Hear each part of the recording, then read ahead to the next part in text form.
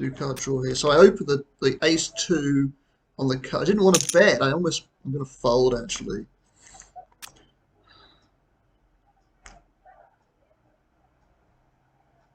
So out of position. I mean, even getting the odds, it's going to be pat so often here, or have a really good one card draw. There's a one card draw, right? You're up against it already, and you're out of position. Just it's tempting to call there, isn't it? But 6-3 is not actually that good in itself.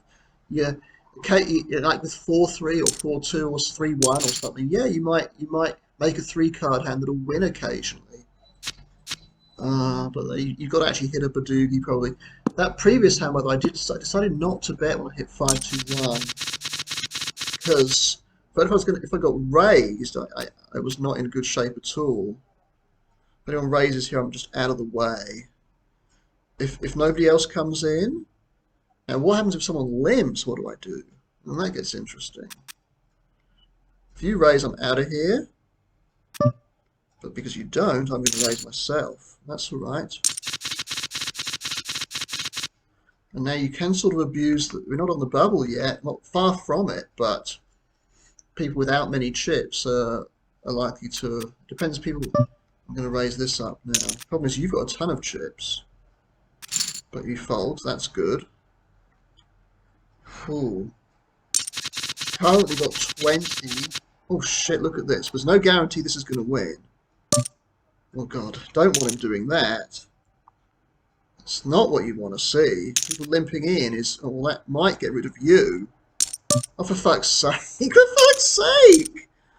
Oh no! There's no way I'm going to be able to fold this. You just don't want to go. You don't want to go full way with this. What's the odds that's going to actually hold up? It's not actually that good.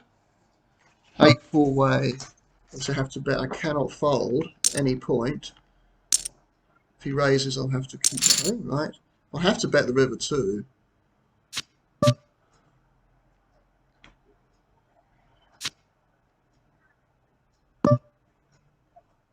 Okay.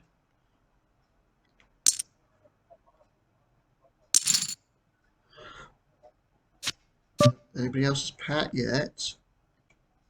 You pat? No, you're not. And now I have to call. That's the problem, right? Someone's going to make something like that most of the time. It's that when you limp, that really killed my equity in the pot. Went right down the moment you open limp that hand. That just killed me. Nothing I could do about that one. So 8. You're 37% there for full way. So yeah, most of the time someone's going to beat you. 37 might be a slight underestimate because of card removal and stuff. That rough 8, but obviously you've got 37% is a ton of equity, but so nothing I can do about that one. Oh shit, so he's got, he or she has literally got no idea. And I can't complain at bad luck, but what was unlucky was the fact that I couldn't narrow the field. That's what killed me there, not being able to narrow the field. So doesn't know the rules. It's amazing, isn't it? This game. This is why people need to play this game, because like it is an order of magnitude easier to play than Hold'em. Like you look at Hold'em or Omaha High Low. I mean, those are very, very complex games. Well, Hold'em kind of isn't, but to play it well is really, really difficult. I mean, this has different levels too, right? You know, all sorts of moves that you can make. But when you get these multi-way pots here, it's all just about drawing smooth and trying to make a good hand. Okay. And you know, trying to steal in late position, that kind of stuff, if you get the opportunity. Otherwise, I mean, that's how when I played, you know, 25, 50 cent limit, 50 cent a dollar, $1 and $2 limit games all those years back. It was just play tight compared to everybody else, most people, and bet for value, right? That's all it was about. Draw smooth, you know. And yes, snow sometimes, mix it up a little bit, but only when the situation kind of allows. At a very, very loose table, it's all just about trying to make a hand. So, oh God, seven. So what the other thing to recognise is that when to have a good enough draw to call one raise here for sure. What are you going to do? If you open limp, then I'll raise like this. What's he going to do now? Okay, calls. Two, and I'm drawing one. Hit a queen. Okay.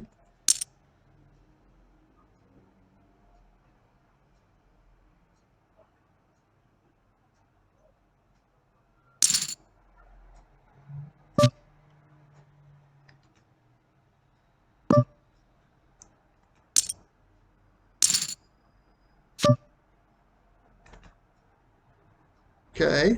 So the best hand to begin with, obviously. Take him out. That was nice. Raise this up on the button clearly, right? If anyone raises, I'm out of here. Like this. I'm going to fold this now. Just because of the gap concept. I mean, I would certainly raise that hand myself because he's got a pat there. Right? That happens rather a lot, more than it should do. Amazing tournament it's been already. You know, it's been amazing. It's been. It's not long till we get the fireworks, but we've already had fireworks. Well, I had an interesting lesson just before I came on the line that we were doing an article about Wellington, where I used to live in New Zealand, and about all its lifts, but these chair lifts that take people up the hills to their houses. There are about 150 of them.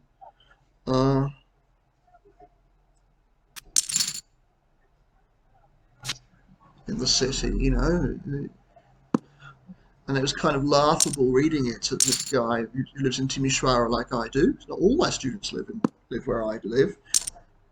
Probably over half do or something. Oh God, the hand strength that we've seen has just been unbelievable. Number six you had there. I've made number two. I've made number six. And then we had that crazy one with the two number ones in the same hand. I mean, now you're getting all your money in here, all 1,500. 1 1, 1 1. Can't tell who's going to win this. 1 1. Oh God! Hang on, what the fuck are you doing? Join one there. Oh come on, man, get with it. Jack 6 ace. Oh, I mean, I'm guessing what happened was he had a really like a bad. He didn't start with Jack 6 ace. He might have had Jack 9 6 or something. If you have Jack 9 6, you decide to draw one, and then you hit Jack 6 ace. I think I'd probably then draw two. There are situations, right, when you can draw one, and then you decide to draw two on the next draw. It doesn't happen very often, but like, you know, say if you were really desperate, you had 10. I will draw two if I get a free look. Don't expect to though. Expect somebody to raise. See, so when you just join in a couple of minutes ago. Oh, that's fortunate. That's really fortunate. Been lucky, obviously. There's still only one where I really came a cropper. Now, if it gets raised, I'm getting out of the way. If not, I'm just going to do this. You might raise though. You don't. That's good. Wowee. Obviously have to bet. So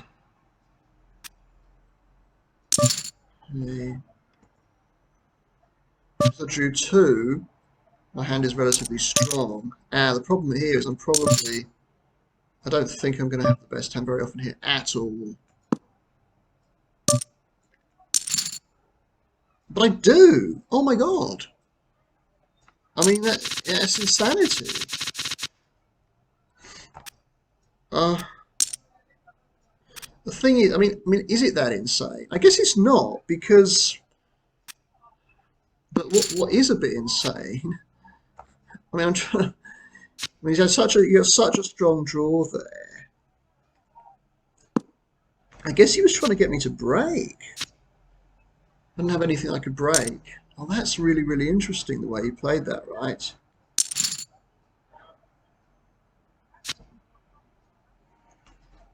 Wow, okay. I have to make a note of that. Yes, I mean.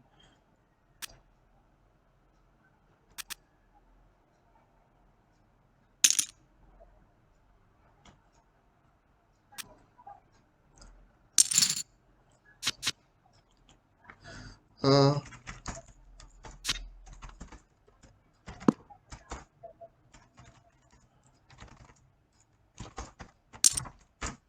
Patted.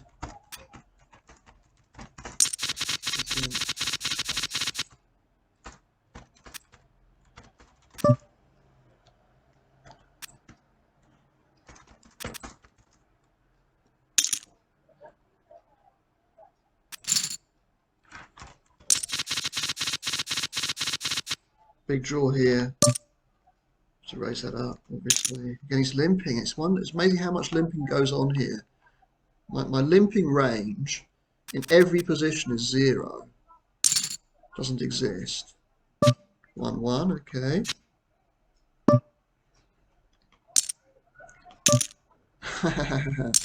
Okay. Don't think he's going to be bluffing here.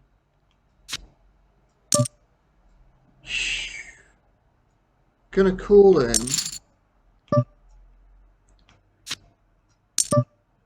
He's not going to bluff. He's not going to be bluffing there, is he? Okay, my hand is not that strong, but I didn't improve at all, so I had to give up on that one. Bugger though. You know.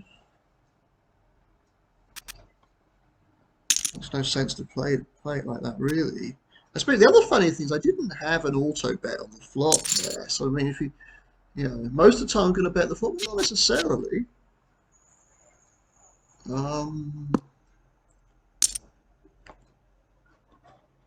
Okay, I wonder what he. Yeah, weird stuff. It's a really weird play here. I mean, weird play's okay sometimes, but only when there's like. I mean, what you did there was really interesting. I don't. Can't think it's optimal. Now I'm going to fold simply because you limped before, so I don't think I'm in good shape against you. Right? So let's do a bit of game here. Ugh, if someone raises, if you raise, I'm going to fold. Like this. Ah, bugger. Just. Break's not far away now. Got the lobby. Oh yeah, so the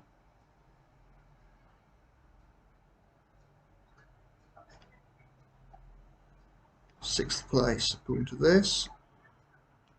Someone's got Barney's got 43,000. Lucky him. And I have a badugi. Oh Christ. It's not what you want to see. Guy, I tell you what, I'm gonna fold. Simply because it does not play well three-way. I mean, the jack three-way has 33% equity, right? Against 2-1 card draws. So they're both drawing 1. So I folded, right? The tournament, I think it's way better to fold that. It sounds really, looks nitty or something, doesn't it? But no, 10 I'd be all over it, but. And then the 4th person could come in too, right? And if he comes in, he's certainly going to be drawing 1, and your equity then drops to 19%. It makes the nut 7. Ooh.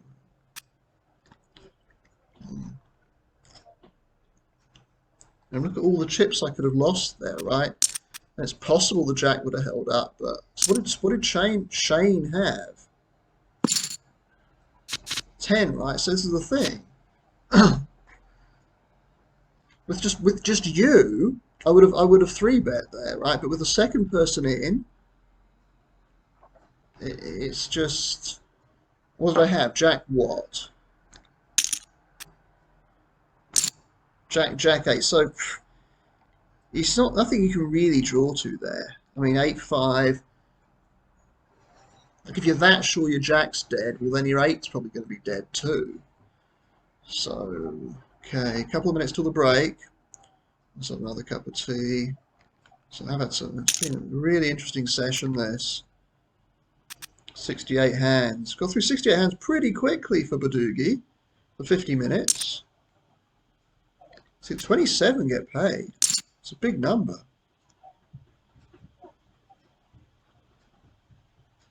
GJ Reggie's brought in the second time, so that's really interesting. There's no way I'd buy in as late as him, just because I don't want to play with that few big bets. I was as marginal as it was, right? I just don't enjoy it somehow.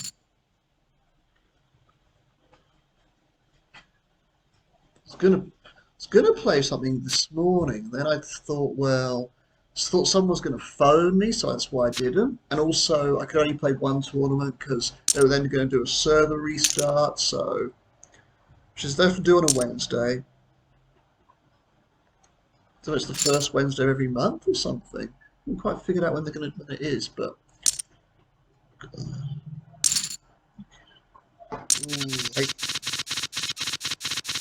let this go. Just, position's terrible. I mean, just imagine. You can't get people to fold. You've almost got exactly the same stack. You're in a slightly better position than me because your blinds come to me first.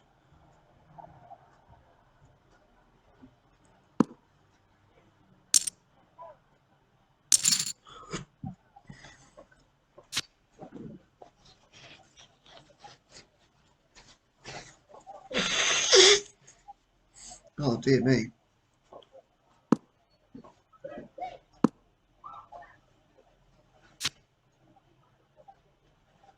They both pat?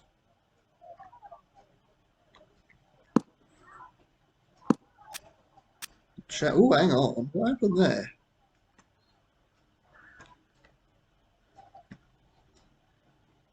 So hang on, are you... Oh no, I was going to say. So what the other guys have? Right, well, I don't know what you were playing at there really, but they both had a jack. You had a really rough jack. Huh? Actually, what number is your hand? It is, so it's a really rough jack, but the worst possible jack is number 330. Yours is number 296. You have the number 296. And what did you have? Number 228. 226, 228 and 296. That'll do 5 minutes and I'll be back. So just come back after the break. I've stopped commentating at this point. I don't commentate anymore, so I'm going to commentate now after the fact, after it happened. Decent position here, got 19,000 chips, plenty of big bets. 27 get paid. I'm 35, I'm in fifth place, but a lot of us are pretty close. So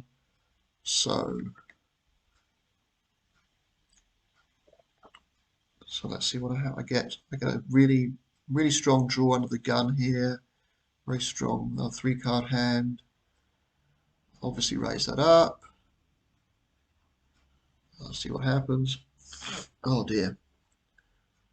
And Maria calls, and he going heads up here, and he doesn't. This is so weird, right? So now I'm thinking, well, he bet. Obviously, I just check the flop, and he bets after I miss. Now I'm thinking, what's he got? He's kind of polarizing. He or she is kind of polarized here into a very strong hand or very weak hand. I see people slow play things or else just play very, very passively not too often, but sometimes you see people play very, very passively with a king or a queen or something. So I catch that. So I'm thinking, well, I beat your passive crap range, and so normally I would raise that. But the fact that you just called pre-flop meant I decided not to. I just don't know. Um, that was so weird. I thought, well, I'm not beating your slow playing range, any of it. Some people even slow play sevens and eights, but I don't even beat that. Just hit a mid-range card. That's exactly what I've hit. So, so anyway, could just be that because he was short or she was short, decided to play it passively, relatively short anyway. So I bet the river and it just simply folds. So I've got another good draw here, not as good as that one, but this is pretty nice though. The very next hand, 6-5-4. I'll be raising it up if I get the opportunity to do that, and of course that's what I do here. I raise this up, he draws one, I draw one, and then I hit, but then he bets straight into me, so he's going to have a badugi a lot of the time. And now I'm just going to cool him down because a lot of the time he's going to have me beaten here. It's going to be a little bit unfortunate. And that's exactly what happens. Yes, it's the worst possible seven. That's still obviously a very good hand. Now I've got a badugi, and when it limps, so I think I just decided to give up on this immediately. Yeah, it was, and certainly when this 12 somewhere also over limps, they're just going to call me. I'll be going full way out of position. It's like the worst badugi known to man, practically. Just be lighting money on fire playing that. They're not going to give up without a fight. 1-1-2. Okay, so I've been going for an hour here. Yep.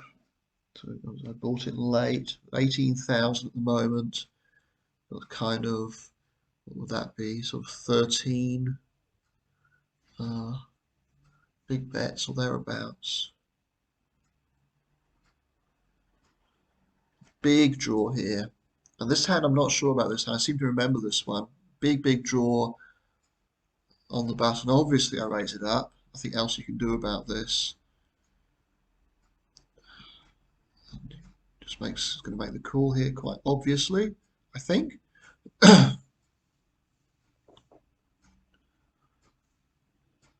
Yeah. How many? 2. Okay, then I draw 1. And I expect him to check to me, and he does, and I bet. And then he calls.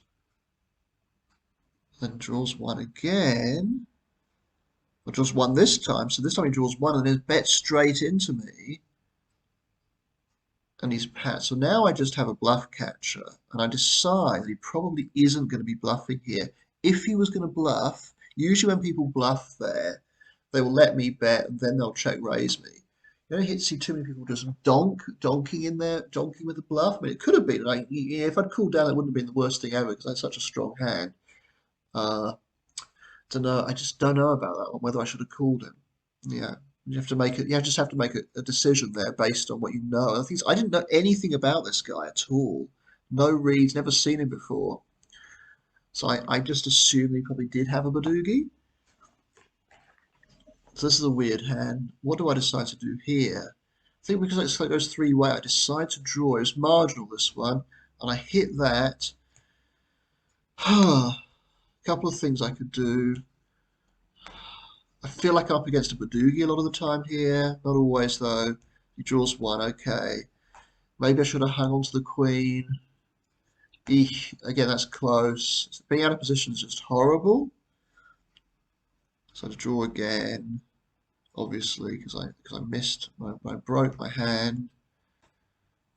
Looks like Mr. Somewhere is good. So I fold. He had a better draw than me. Better 3-card hand than Mr. Somewhere. Hit. So you can see on the graph now, I've lost a bit of ground suddenly. I've lost quite a 40% of my stack or something here. So I was on 23,000 or something. I actually lost nearly half my stack. I look at it like this. So I'm going through a little bit of a tough patch now, and still it's taking a long time for people to get knocked out here. 7 more before the bubble bursts. And of course, I'm not trying to just make the money either. That's the other thing. So bad idea to try that. And I get very card dead at this point too. So the real paucity of good hands. Now 8 minutes past 8. What's the time uh, when I played this? Let's see. The biggest stack is way up here now. So I've got a good 2 card draw. It's double suited. Got that on the button. It's a nice position to be in. It folds around to me. It's a very easy raise. And that's exactly what I do. Now what do? They just get out of the way. Okay. Next hand here. Again, I'll raise this on the cutoff too. Ace 3 is certainly good enough to do that. Side cards are kind of iffy, but okay. Well, because he came in, I decided to just let that one go. Now it's now 14 minutes past. So I'm not getting a ton of hands. Decide to let this one go. So you can see I've dropped down. I'm sort of in the middle of the pack now, 14th out of 31. And with not so many big bets now either. So it's kind of... So it's taking a long time for people to get knocked out here. That's the other funny thing about this. People are not getting knocked out quickly. So BBBBBB, who had all those chips, is now up against it, fighting for his life. And it looks like he's just going to get it all in here. And he's hit a badugi. And would you believe it? He has that hand, that super strong hand, and this guy or girl here has number 3 and gets rid of him. So I think he was very unlucky there to get eliminated. So see some huge hands, haven't we? Number 1 twice on the same hand, number 2, number 3, number 6 a couple of times. I've made some of them too. So in these fixed limit games, you see a ton of big hands. People get 3 draws and they want to see them, right? So definitely your weak draws really go down in value. Your pats sort of go down in value. Although, because we are coming up to the bubble now, we're right on the bubble. Look how much time has gone by now. It's 8:38. So all that time has shot by. I'm now looking at other tables too to see if the bubble's going to eventually burst. We've been on the bubble for such a long time. And finally, it goes.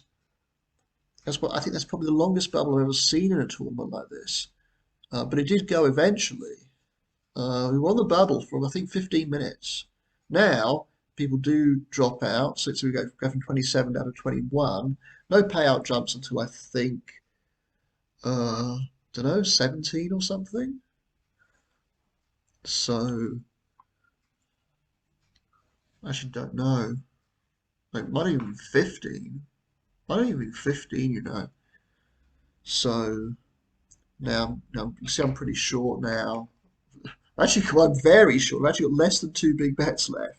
It's amazing how how things can turn against you. Of course, don't forget, a lot of time has elapsed here since I had that big stack. So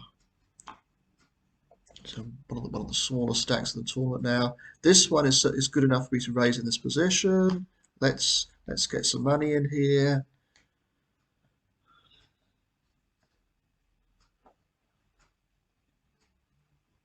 I'll just take it down, okay. What about this one? A6, yeah, 641 again. That's plenty to just commit with.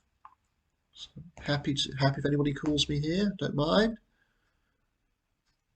I'll take it down. I don't mind that either. But see what Fireman does. To get out of the way does, and they all get out of the way. So this one here then. Now this time I've got Ace 4. It's not great, but it's playable in a lot of situations. If I just get one raise, probably cool. Let's see what happens.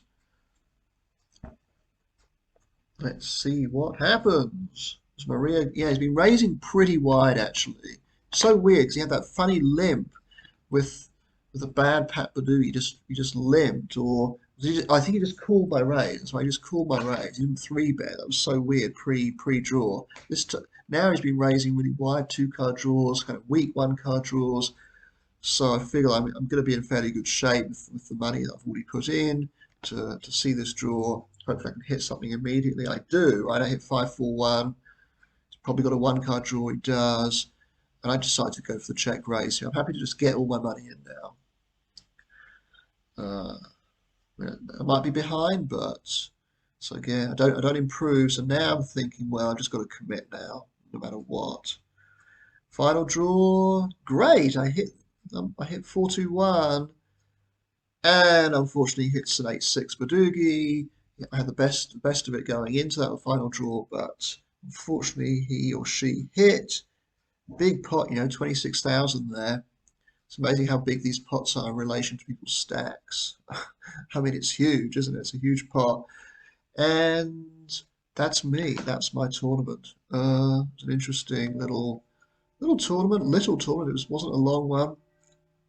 Finishing 20th place. Only just make the money. Bit disappointed, obviously, but there you go. I thought it was an interesting at the start. Anyway, it's an interesting start. But I'll put this one up just to give you a bit more content. Don't just get the ones where I, come first, second, and third or whatever. Show some of the other ones too. Things that maybe could have done differently. Maybe could have come up with some more creative plays at 1 or 2 points. Uh, but it's often, is it really worth it in these tournaments? You do see people do stuff, but it's nice to see it actually. Uh, like people trying to get people to break, or like raising the turn out of position and stuff. That's an interesting move. You know, and passing a very strong three card. You hardly ever do that, but just in the hopes that you can get someone to break. And I see things like that, and it'd be nice to incorporate that a little bit more into my plays. But a lot of the time when you do see that, it goes horribly wrong.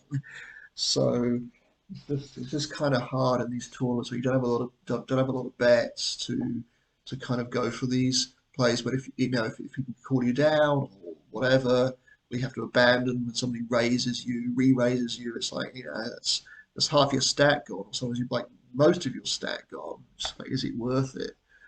So it's always a consideration. But anyway, that was my tournament. Yeah, I'll put that one up. And first tournament I played in December. Going to play quite a bit more this weekend, I think, because not feeling great, so I'm not going anywhere. Just not. I haven't got COVID, but not great. I haven't done any more lessons this weekend. I finished with had some today, or one today. That's bunch yesterday, bunch the day before, and then that'll be it till Monday. So might as well get in there, do some damage maybe to my bankroll or something. Anyway, that's me.